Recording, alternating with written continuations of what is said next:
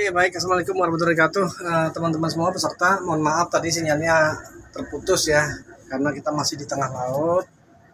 Saya mencoba untuk memberikan tentang MUK mata uji kompetensi satu persatu ya, dari operator umum, kemudian ahli K3 umum, operator K3 migas, dan pengawas K3 migas. Yang pertama itu ujiannya adalah tentang merancang strategi pengendalian risiko. Nah, strategi ini teman-teman akan ditanya apa saja sih strateginya. Strateginya yang pertama itu adalah sama manajemen risiko ya. Nanti teman-teman bisa lihat di Hiradisi ataupun lihat di JSA. Nah, itu nanti teman-teman makanya ditanya dan disuruh untuk membuat JSA masing-masing, pekerjaan masing-masing. Itu yang akan ditanya ya. Yang akan ditanya ini kalau pertanyaan ini tentang JSA, semua skema baik umum operator, kemudian ahli K3 umum, K3 migas, dan pengawas K3 migas semuanya membuat JSA. Karena JSA itu adalah salah satu bukti bahwa teman-teman bekerja ataupun akan bekerja. Maka membuat itu ya, JSA itu disesuaikan dengan pekerjaannya masing-masing sendiri aja.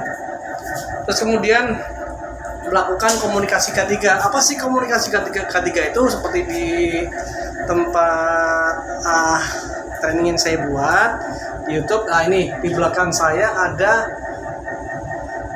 Nah, ini salah satu bentuk dari komunikasi K3 ya. Komunikasi K3 itu ada yang bernama safety induction, itu kalau yang bersifat verbal ya, ataupun suara. Bersifat tulisan suara itu adalah kita bisa pakai toolbox meeting, kemudian ada pre-job safety meeting, ada safety induction, kemudian ada yang lain-lain lagi ya. Mohon maaf ini goyang-goyang di kapal. Kemudian ada yang bersifat tulisan. Nah, ini tulisan. Nah, ini tulisan ya, bersifat tulisan.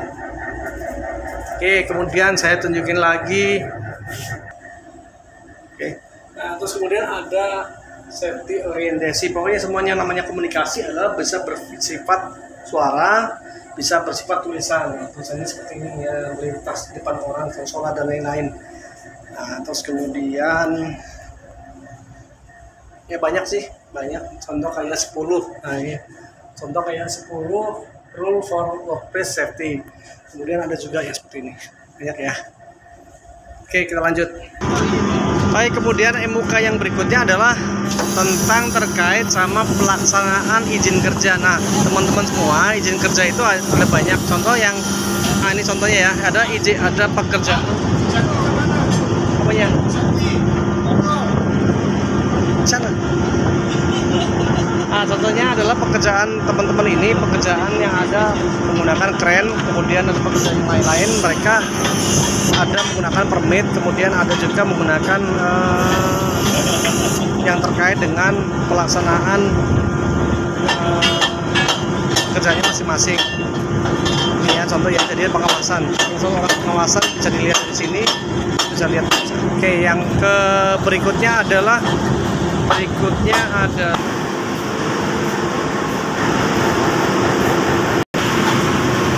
ya, saya ulangi lagi seperti itu ya. Saya ulangi lagi bahwa APD itu pengelolaannya adalah dengan menempatkan di tempat yang kita buat biar lebih rapi. Jadi teman-teman pekerja itu kalau mau pakai lebih gampang. Ada body harness, ada workface ini juga ini workface. Itu workface juga ditempatkan. Pemakaian workface itu akan melihat dia pekerja atau karena untuk abandon.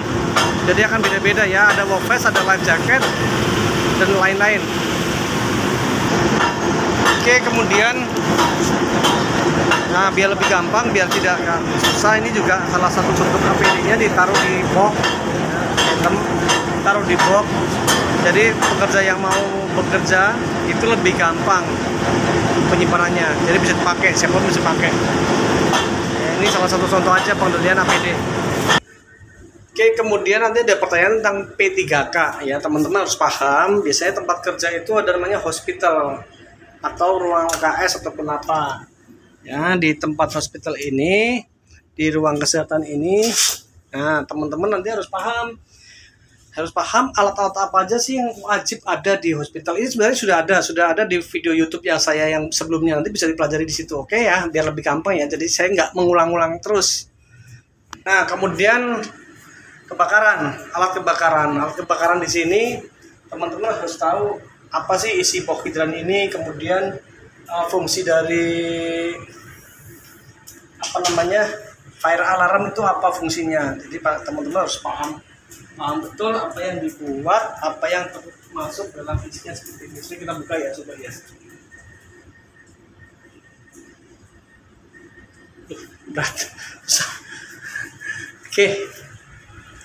Nah, kemudian apar ini juga harus paham berapa sih penempatan apar ini berapa jumlahnya dalam satu lokasi, berapa jaraknya, berapa ketinggian, karena ketinggian ini juga sudah diatur, tidak asal masang. Oke, kemudian tanggap darurat. Nah, tanggap darurat ini teman-teman harus paham. Contoh tanggap darurat. Nah, ini penempatan jalur evakuasi ya. Oke, ini juga ini sebagai arah evakuasi. Bagusnya sih pemasangan seperti ini, bagusnya memang dari bahan yang menyala atau fluoresan ya, atau glow in the dark. Tujuannya apa? Karena pada saat terjadi mara bahaya kebakaran dan lain-lain, listrik pasti dalam keadaan mati. Makanya kalau ininya sistemnya glow in the dark, ini kalau malam ada cahaya dia nyala ini. Gitu. Ya, ini salah satu penandaan bahwa kita itu ada penanggulangan gawat darurat. Ya, manajemen risikonya ada di sini. Oke. Napasnya habis. Oke, baik teman-teman. Nah, tinggal nanti yang K3 migas sama K3 migas yang operator sama yang pengawas itu hanya nanti tambahin bagaimana cara pemakaian SCBA, kemudian bagaimana cara penggunaan sound level meter, dan bagaimana cara penggunaan gas detektor. Nanti teman-teman di situ nanti tinggal bisa lihat di video YouTube kita juga. Jadi nggak saya ulang-ulang, saya jadi hanya memandu. Kita mencoba untuk memandu bagaimana bahwa pelaksanaan K3 itu pada saat ujian MUK-nya terpenuhi, gitu ya teman-teman semua ya. Terus kemudian hasil pencapaian apa sih, biasanya ditanya asesor. Kalau di tempat kerja itu pencapaiannya apa? Oh, kita itu ada reward. Nah, kita ada reward. Nah, tentu seperti ini. Kita ada reward kepada buat teman-teman ini, ya. Ini HP sama tas. Ya, jadi setiap kali kegiatan, satu kali project, biasanya kalau kita ada reward, di mana rewardnya itu adalah bisa berupa cenderamata ataupun tas atau HP ataupun apalah. Ya, itu sebagai menandakan bahwa K3 di tempat kita itu sangat diutamakan. Oke ya teman-teman semua, semoga ya. Oke. Ini salah satu contoh ya. Ini daftar ujian juga, ini adalah APD. Oke, saya kira itu aja teman-teman semua, para peserta semua. Nanti silakan bisa dipahami. Nanti kalau masih kurang, silakan bisa tanya lagi di grup peserta ataupun japri saja juga boleh. Terima kasih ya. Salam semuanya, salam safety, dan semoga teman-teman semua pada saat ujian bisa lulus semua. Oke.